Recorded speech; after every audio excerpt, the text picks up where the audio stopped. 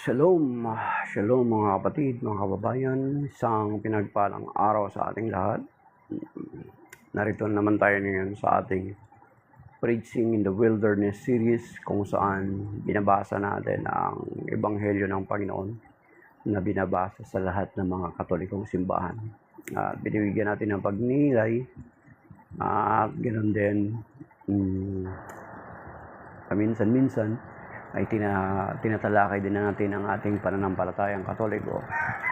And then sumasagot din tayo sa katanungan kung kaya nating sagutin abot sa ating makakaya. Tinatawag natin itong Preaching in the Wilderness series sapagkat bagamat napakalawak nitong TikTok ay alam naman natin na the people are just come and go, and then maghanap sila ng kanilang mas magandang, mas gustong pakinggan.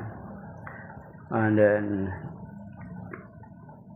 ninaangkin natin sa ginagawa natin ito ang pangako ng Panginoon ng binabasa na nakasulatan sa 2 Corinthians chapter 10 verses 4 to 5 that the weapon of our warfare are not of flesh. The weapon of our battle are not of flesh but are enormously powerful, capable of destroying fortresses. We destroy arguments and every pretension raising itself against the knowledge of God, and take every thought captive in obedience to Christ. Yan. Inaangkin natin yung mga kapatid. At sinasabi din sa 2 Timothy 4:2 to preach the word of God in season and out of season. Whether convenient or inconvenient. That is why ginagawa natin ito mga kapatid. Okay? So the gospel of today is taken from the gospel according to Saint. The gospel of today is taken from the gospel according to Saint Luke chapter 12 verses 30.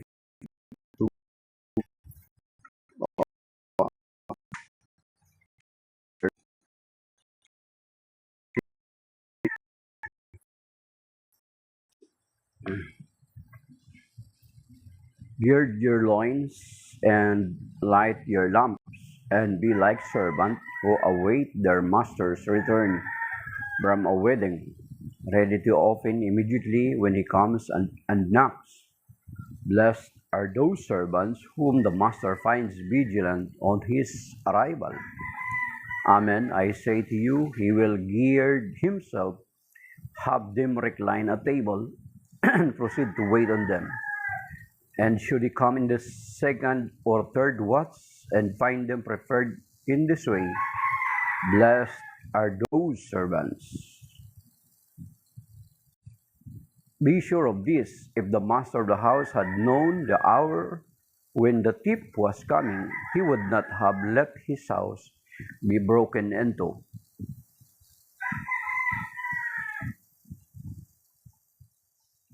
Ay, sobra na ba? The Gospel of the Lord. Praise to you, Lord Jesus Christ. Sa verse 38 pa lang mga kapatid sabi, and should he come in the second or third watch and find them preferred in this way, blessed are those servants. Gospel of the Lord. Ay, Pablo. So, bigla ng yung American Bible, Biblia ko ay yung St. Joseph edition is like unfaithful servants, mga kapatid. Means unlike and like ready to open immediately. Ang sabihin kasi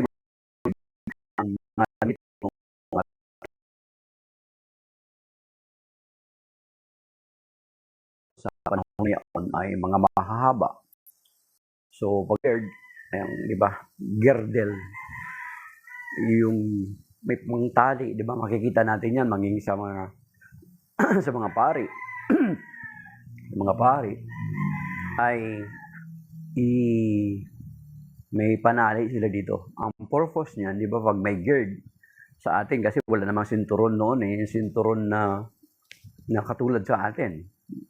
So, yung kanila is yung gird your loins, yung baywang mo. So, ang pag may tali kasi yan, kapag mahaba yung damit nila, pwede nila itaas yung kanilang damit, mga kapatid, itaas nila na gano'n. Then yung tali dito.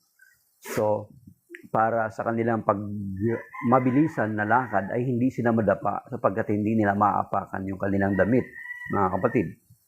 So, may nakita pa nga ako dati yan, paano i-demonstrate ganitohin yung damit, tapos yung dulo ng damit dito sa harapan at saka sa likod itali sa gitna. Ayan, mga kapatid. So, walang possibility na madapa ka or maapakan mo yung damit mo kasi nakaganon yung sistema niya, hindi nakalaylay. So, yung geared na yun, yung tali na yun, ay nakakatulong siya para maitaas mo yung damit mo ng ganon. Yan, mga kapatid. Okay? At sindihan yung ilawan para in case dumating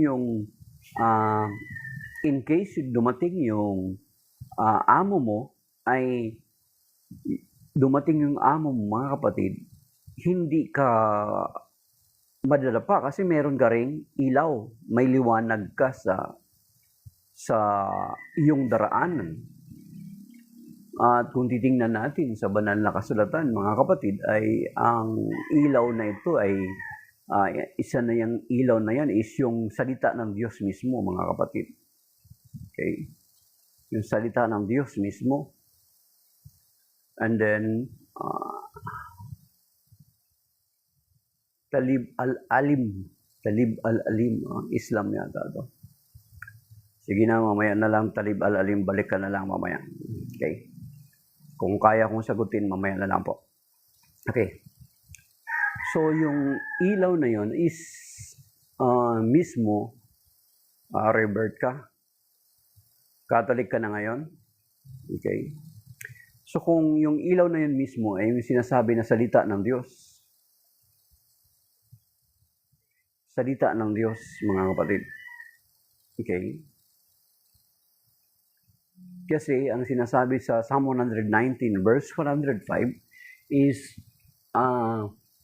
Thy word is a lamp unto my feet and a light unto my path. Ibig sabihin, sa ating paghihintay sa ating Panginoon, sa kanyang muling pagbabalik, ay dapat ang buhay natin ay nililiwanagan ng ilaw na ito, which is the Word of God.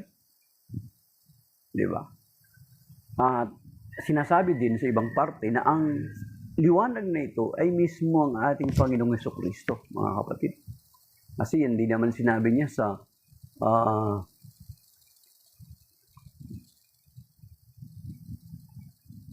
Ate Tess. Okay, good morning, Ate Tess. God bless. Sige. Regards kay Ate Joy.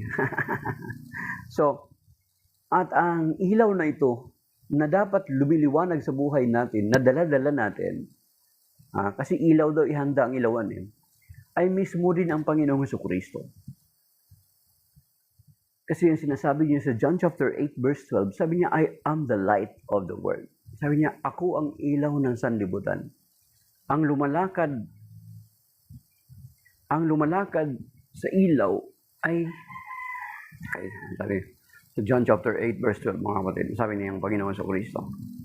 So, ibig sabihin, Psalm 119 verse 105, ang Panginoon sa Kristo ay siya yung salita ng Diyos na nagkatawang tao, di ba? John chapter 1 verse 1 to 3, and then verse 12. Then Psalm 119 verse 105, sabi niya, Thy word is a lamp unto my feet and a light unto my path.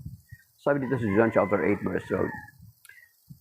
Muling nagsalita sa Jesus sa mga tao, wika niya, ako ang ilaw ng sanlibutan, ang sumusunod sa akin ay nagkakaroon ng ilaw na nagbibigay buhay at di nalalakad sa kadiliman. So, ang Panginoong Jesucristo ang ilawan. Ibig sabihin, sa ating paghihintay sa Panginoong Jesucristo sa kanyang pagbabalik ay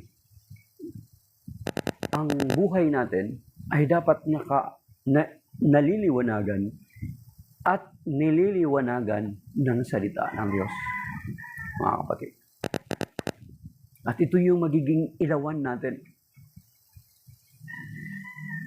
Diba? Dapat ang buhay natin ay naka-align sa salita ng Diyos, mga kapatid. Naka-align sa salita ng Diyos. hindi dapat siya hiwalay or salungat. Okay? Then, sabi dito sa Luke chapter, then, sabi niya, and be like servants who await from master's return from a wedding, ready to open immediately when he comes and knocks. Kasi, makikita natin na sinabi ng Panginoon, di ba? In many passages, kasama na dun sa John chapter 14, di ba? Sinabi niya doon na babalik siya. But, he never mentioned kung kailan siya babalik, mga kapatid. Okay? So, ibig sabihin, bilang lingkod, katulad dito sa Ebanghelyo, bilang lingkod or mananampalataya ng Panginoong Jesucristo, ibig sabihin, sa buhay natin ay kinakailangan na tayo ay naghihintay, mga kapatid, ng may kahandaan araw-araw sa ating buhay. Kasi hindi natin alam kung kailan babalik ang Panginoong Jesucristo. Ang sabi pa nga rito, sabi niya, ang kasunod is, blessed are those servants whom master finds vigilant on his arrival. Amen. I say to you, he will gird himself, have them recline at table, and proceed to wait on them. And should he comes in the second or third watch and find them preferred in this way, blessed are those servants. Kasi hindi nga sinabi ng Panginoon kung kailan siya babalik. Sigurado ako na bukas itong karugtong niya kasi hanggang 38 lang verses 35 to 38. 3 verses lamang, mga kapatid, itong Ebanghelyo ngayon. Pero ang pinag-uusapan dito is paghahanda, paghihintay sa pagdating ng amo, ng master. So the same with us na mga mananampalataya, di ba? Naghihintay rin tayo sa ating Panginoon sa kanyang muling pagbabalik. Di ba? Hindi rin natin pwede sabihin na matagal pa naman babalik si Lord. Ganito munang buhay ang gusto kong gagawin. Di ba? Pero, yes, matagal pa. Baka hindi na nga natin siguro maabutan yung pagbabalik niya na sinasabi ng Panginoon. Sa kanyang pagbabalik ay sinasabi doon sa Revelation chapter 1 verse 7 and 8 na sabi niya doon na pakatandaan ninyo, darating siyang nasa mga alapaap at makikita ng lahat ng lipi sa balat ng lupa. So makikita siya sa alapaap. At doon naman sa 1 Thessalonians chapter 4 sa pagtunog ng trompeta. Di ba? Makikita ang Panginoon sa alapaap. See? Na pagdating ng Panginoon, mga kapatid, ay hindi natin alam kung kailan. Ngayon, kung hindi man natin maabutan yung final coming of the Lord, but then mamumuhay tayo na parang walang pakundangan. Di ba? Mamumuhay tayo na parang walang pakundangan. But are we sure that bukas buhay pa tayo? Di ba? Are we sure? At sa ating pagharap sa Panginoon, katulad ng Ebanghelyo kahapon, di ba? Patungkol sa hangal na mayaman. Yung naghahanda siya ng, sabi niya, kinakausap niya yung sarili niya, ayan, pinawasira niya yung kanyang bangan, yung kanyang warehouse na luma, nagpagawa siya ng mas malaki. Ayan, hindi ka na magugutom. Drink, be merry. Drink, rest, drink, and be merry. Sapagkat sapat na, andyan na yung ang dami mo nang naipon. Pero ang sabi sa kanya ng Panginoon, hangal, sa gabing ito kukunin ang buhay mo sa kaninang mapupunta yung mga pinaghahanda mo, yung mga inipon mo. So you see, mga kapatid, hindi natin alam kung kailan darating ang Panginoon. Let us suppose na hindi natin maabutan yung panahon na yun, na makikita natin ang aktwal sa ating mga mata na buhay pa tayo, yung pagbalik ng Panginoon. Yet, are we sure na bukas buhay pa kaya tayo? Diba? Kaya nga kahapon, nung linggo, Ate Tess, nandiyan ka pa ba? Nag-uusap-usap kami. Sige, dami nyo nga ang anak. Puro naman babae, wala namang magmamana ng apelyido nyo. Diba? Marami nga kayong anak, pero mayroong mga anak na pag wala ng pakinabang yung magulang nila ay pinapabayaan na nila yung kanilang mga magulang. Tapos,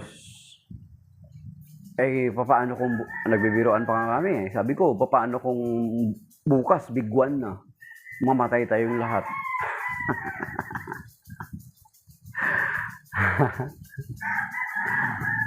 Naalala ko yung kwentuhan natin nung linggo, Tetes. Diba?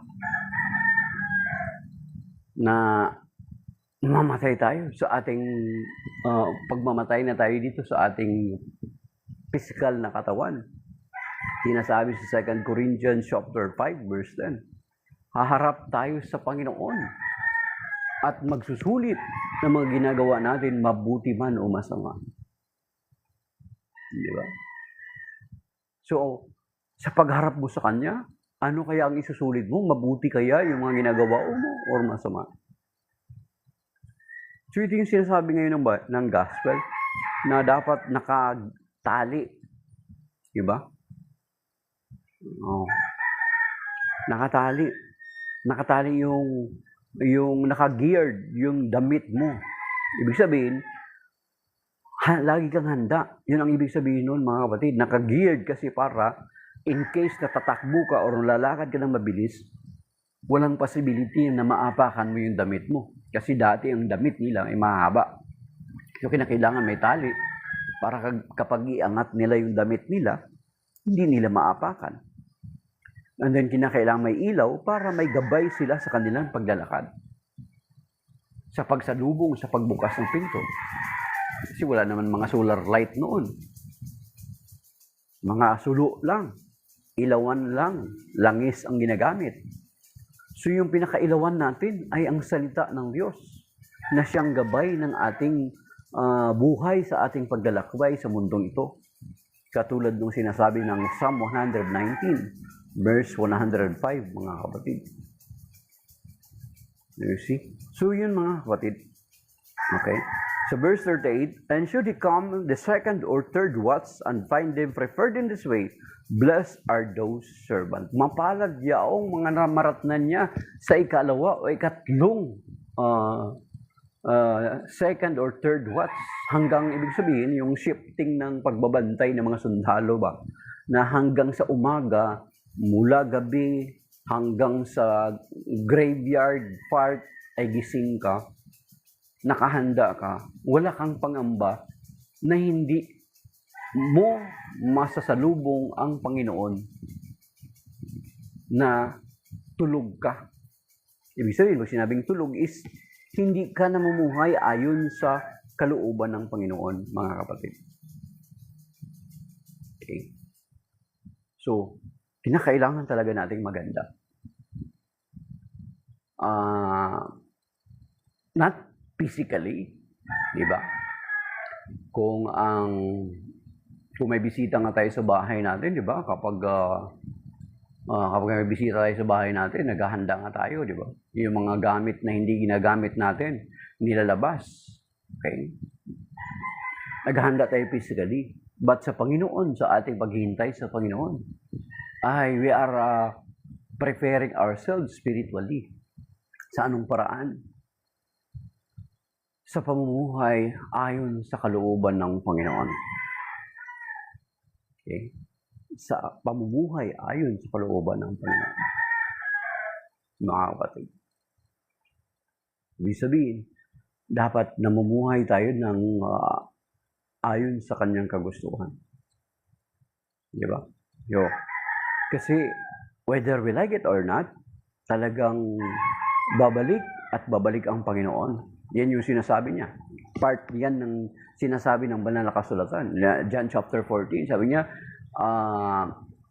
I will go and prepare a place for you. And when I have prepared, babalik ako upang kukunin kayo, upang kung saan ako, naroon din kayo.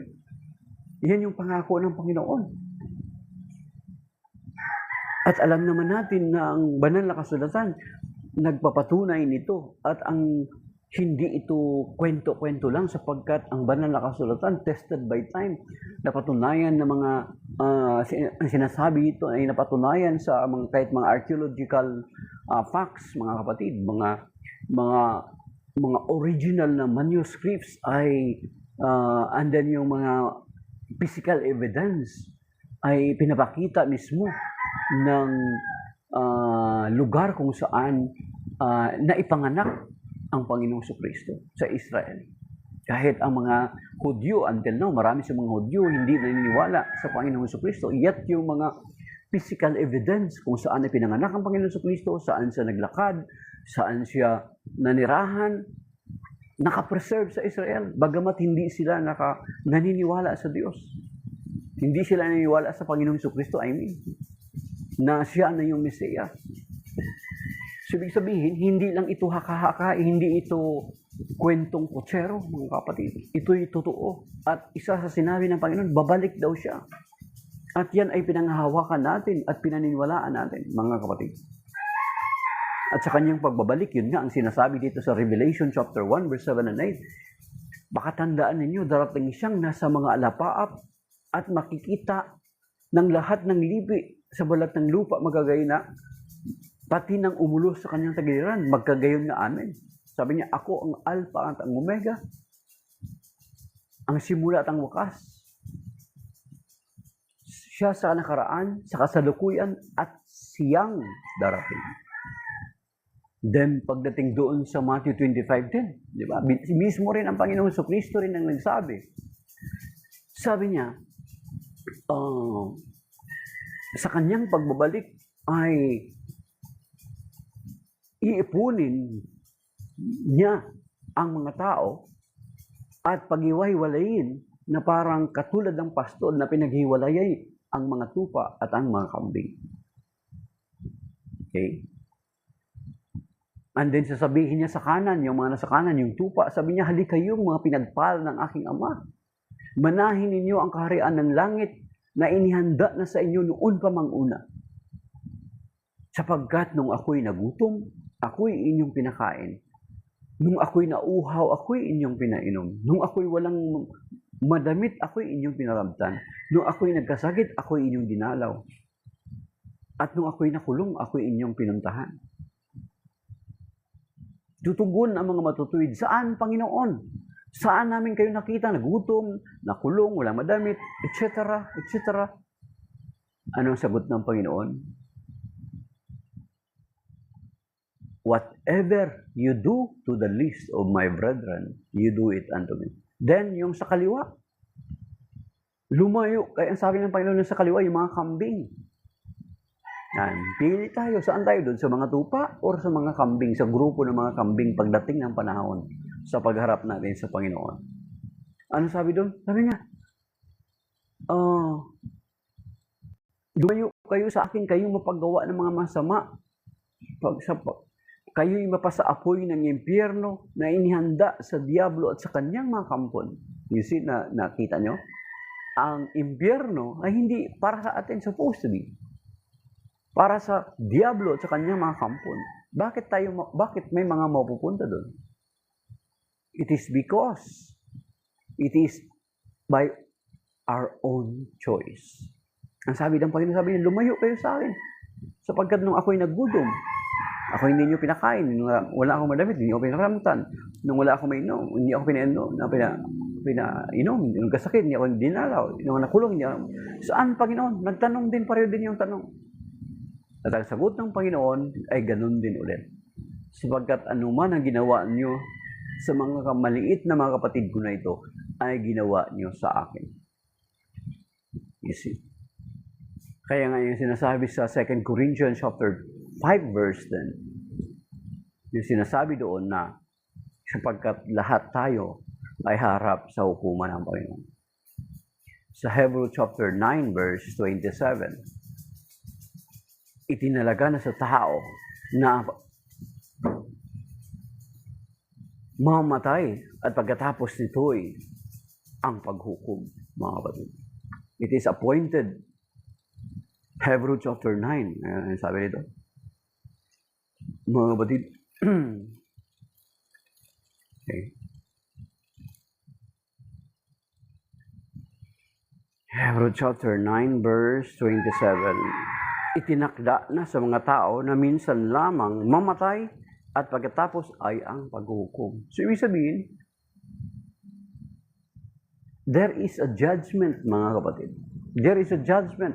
Haharap tayo sa Panginoon. At yun yung sinasabi ng 2 Corinthians chapter 5 verse 10. Kaya nga kahit doon sa lubang tipan ba lang, ito mga kapatid. Ito yung sanang gusto kong ipaprint at i-test ng linggo eh. Ito paborito ko ito mga kapatid. Dapat nating pagnilayan ito.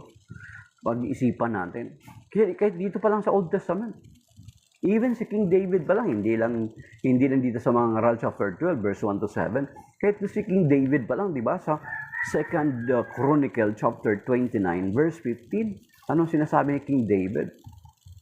1 Chronicle chapter 29 verse 15. Okay, ang sabi ni King David sa 1 Chronicle 29:15 sa kanyang panalangin. Sabi niya, tulad ng aming mga ninuno, kami nga'y mga dayuhan at nangingibang bayan.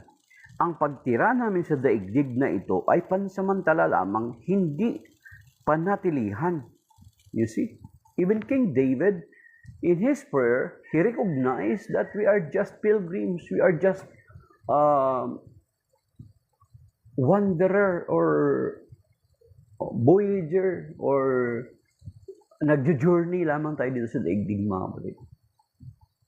At ang paragiang nating tahanan ay ang piling ng Diyos. At yan sinasabi sa Philippians chapter 3 verse 20. Diba? Ano sinasabi ni San Pablo dito? Sapagkat ang langit ang tunay nating tahanan. Ito, sabi dito mga kapatid. Philippians chapter 3 verse 20. Sa kabilang dako ang langit ang tunay nating bayan. Mula rooy hinihintay nating may pananabik ang Panginoong Hesukristo, ang ating tagapagligtas. So you see, we are just a temporary in this world. Kaya nga, sinabi ng Panginoon yung mayaman kahapon sa Ebanghelyo na hangal. Kapag mamatay ka, saan pupunta yung mga inipon mo? Di ba? Sabi ko nga, pag-away-awayan ba ng mga anak mo, mga kapatid? Okay?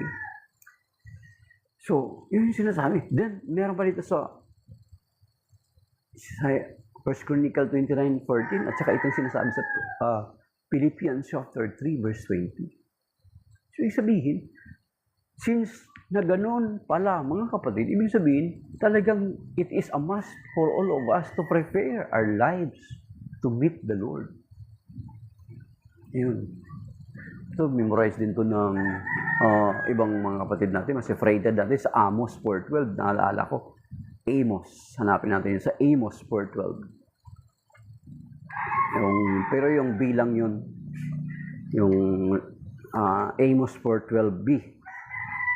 Okay. Sabi dito. So now I will deal with you in my own way, O Israel, and since I will deal thus with you, prepare to meet your God, O Israel. Okay? Prepare to meet your God, O Israel. Okay? God bless, Ate Tess. Regards mo kay Ate Joy.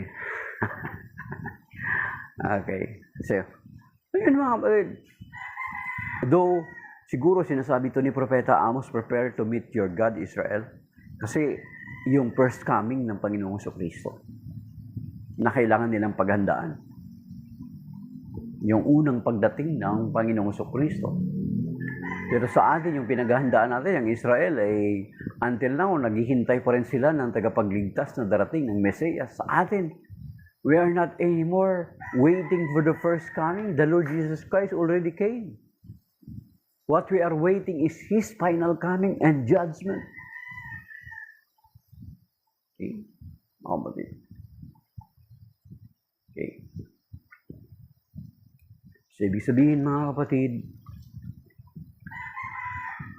ang reminder sa atin ng Ebanghelyo ngayon na kinakailangan nating maghanda sa pagbabalik ng ating Panginoong Jesucristo.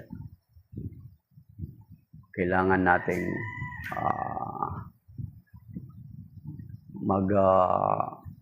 ang ating buhay ay dapat naliliwanagan at nililiwanagan ng salita ng Diyos habang hinihintay natin ang ating Panginoon sa Kristo. At ang paghahanda na ito na ginagawa natin is not physically but spiritually. Ang buhay natin ay dapat nakalaan.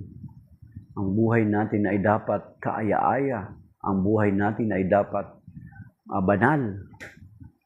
Para sa pagbalik ng Panginoon ay karapat-dapat tayong humarap sa Kanya. Mga kapatid. Kasi yan ang sinasabi ng Panginoon na babalik siya. At alam naman natin na kapag sinabi ng Panginoon ay Kanyang tinutupad. At yan ang sinasabi sa Numbers 23 verse 19 at saka yung memorize din natin na Hebrew chapter 10 verse 23. Yung sabi dito sa Hebrew chapter 9,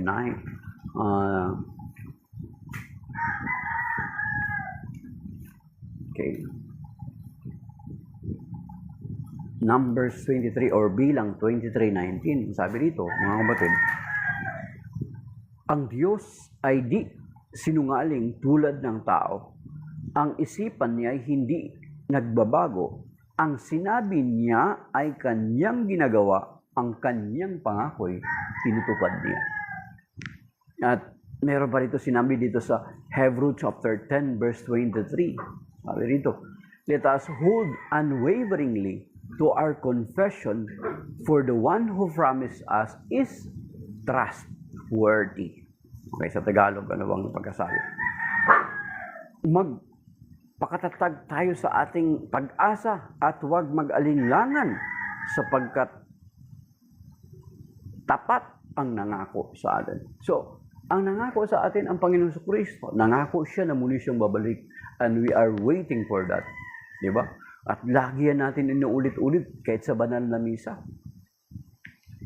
Kaya naalala ko pa bago tayo magtapos. Naalala ko pa dati na merong nangaral na merong nabasa ako sa isang false witnessing ng ibang mga sekta. Hindi natin alam kung anong mga sekta yun. Na ang Vatican daw, ang Pope, ay nangaral na hindi na daw babalik ang Panginoon sa Kristo. Nakakatawa, di ba? Hindi ba nila alam na sa credo natin na binabanggit natin tuwing banal na misa ay binabanggit natin sa credo na babalik ang Panginoong Kristo. He will come again to judge the living and the dead. And then, yung sinasabi doon sa pagkatapos dasalin yung Ama namin, mga kapatid, binabanggit doon sa panalangin in between, sa pagkatapos ng panalangin ng Ama namin ay binabanggit itong galing dito sa Titus, mga kapatid. Okay? Ang sabi dito, sa binabasa ito, binabanggit ito sa part ito ng Titus, mga kapatid. Okay? Verse 13, sa in between do sa Ama namin, saka yung for thine is the kingdom, the power, the glory. Ito sabi, samantalang hinihintay natin ang ating inaasahan, ang dakilang araw ng pagpapahayag sa ating dakilang Diyos at tagapagligtas na si Jesucristo sa gitna ng kanyang kaningningan. So you see, inuulit-ulit yan lagi doon sa banal na misa. Kaya yung gumagawa ng kwento-kwento para lamang siraan ng Catholic Church ay pananagutan yan sa Panginoon. You see, babalik ang Panginoong mga Jesucristo, mga kapatid. Kaya, anong ibig sabihin nito? Na kinakailangan nating maganda sa pag-harap sa Panginoon. At the same time, lastly na talaga ito, itong sinasabi sa 1 Corinthians chapter 11, as a matter of fact, mga kapatid, is ang banal na misa is a commemoration, a memorial for the Paschal mystery of the Lord Jesus Christ. Di ba? Memorial at the same time pagsasangayon ng kanyang ginawa. Di ba? Isa pa dito sa 1 Corinthians chapter 11.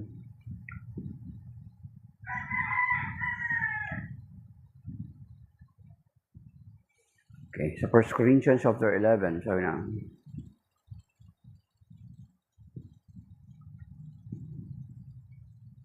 okay, verse 26, 1 Corinthians chapter 11, verse 26, mga kapatid, okay? Kaya mali talaga yung paratang nila sa atin. Sabi niya, sapagkat tuwing kakain kayo ng tinapay na ito at iinom sa sarong ito, ay ipinahayag ninyo ang kamatayan ng Panginoon hanggang sa muling pagparito niya. So you see? Okay? Every time pala na umaatid tayo ng banal na misa, ay pinapahayag natin at ina-anticipate natin ang pagbalik ng Panginoon sa Kristo. Sapagkat tuwing kakain kayo at ang tinapay na ito at inom sa sarong ito ay ipinahahayag ninyo ang kamatayan ng Panginoon hanggang sa muling pagparito niya. So you see, mga kapatid. So therefore, since na babalik ang Panginoong Kristo, ay kinakailangan na talaga natin ihanda ang ating mga sarili sa pagharap natin sa Kanya, mga kapatid. So, shalom, that is by now. Maraming salamat. Ngayon, si Ate Tess Caballero kanina. Okay. Binabati natin ang mga silent supporter natin dyan sa Facebook. Okay. Si Ate Abby ulit. At yung iba pa nating mga kasamahan na sumusuporta sa atin silently. Hindi naman tayo sikat na hindi naman tayo kilala, okay lang na hindi tayo kilala. Basta we are just doing our part, mga kapatid. In this little way na ginagawa natin ay nasusunod natin ang kalooban ng Panginoon. Sapagkat by virtue of our baptism ay nakiisa tayo sa threefold ministry or threefold mission ng Panginoon ng pagiging pari, hari, at propeta. So that is my now. Shalom. Maraming salamat. God bless to those who likes the 212 likes. And then yung mga nag-tap ng screen kanina, yung mga sumilip lang. Then yung hindi man nag-tap ng screen pero andyan sila na nakikiisa sa atin at pinakikinggan tayo. So shalom mga kapatid. May God bless us and keep us sa araw na ito. Gabayan nawa tayo at patnubayan ng Panginoon, iligtas niya tayo sa mga mabibigat ng mga pagsubok, mga malulubang karamdaman, sa mga stroke, sa hypertension, sa kidney failure, sa cancer, sa anumang mga sakit na hindi natin alam. Magiging balanse at normal ang mga sistema ng ating katawan. Pagpalain din ng Panginoon ang ating mga mahal sa buhay, mga kaibigan nating malapit sa atin, at yung mga taong may kaugnayan sa atin sa anumang paraan. At maging yung mga panalangin ko ang lahat ng followers ng Simple Catholic ay of course regularly I am praying for all of you, whether na active man yan o hindi, basta as long na ang sinasabi ko sa Panginoon na Lord, lahat na may connection sa akin sa anumang paraan ay pagpalain mo na at abutin sila, Panginoon. So that is by now, mga kapatid. See you and God bless. May God bless ating lahat. And shalom. Signing off, my dear brothers and sisters.